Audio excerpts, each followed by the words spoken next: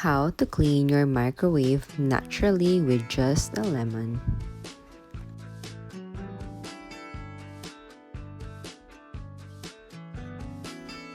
What you need: small microwave safe bowl, measuring cup, 1 lemon, clean dry dish towel or cleaning rag or towel. Slice the lemon in half or quarter and squeeze the juice into the water.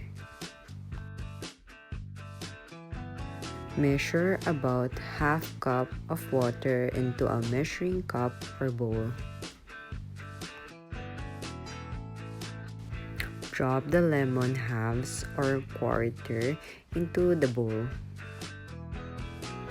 Place the bowl into the microwave.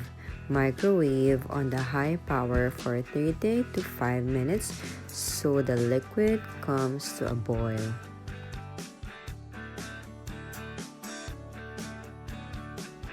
Do not open the microwave door. The steam trapped inside will help loosen food gum. Let stand for 5 minutes, even though it's still hot.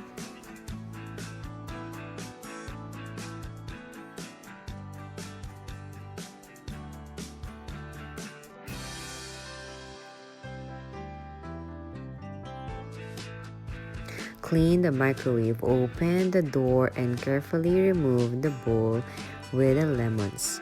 If your microwave has a turntable, lift it out and wipe it clean. Wipe the inside of the microwave clean, starting with the ceiling and the sides. Scrub the stubborn spots. If you come across stubborn spots that won't easily wipe away, dip the corner of your dish towel in the lemon water and scrub until the spot comes away.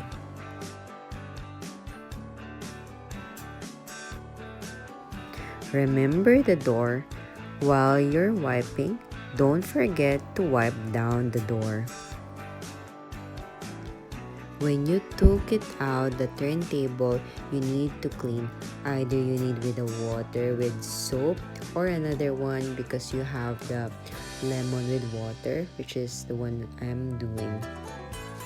Then you need to put the turntable back and you're going to go.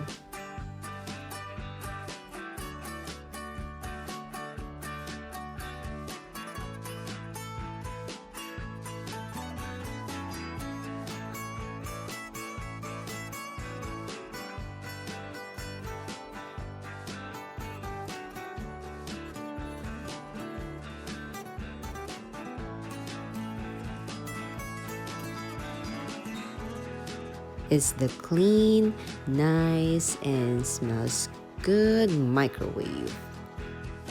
Thank you and be safe everyone. See you next week. Bye.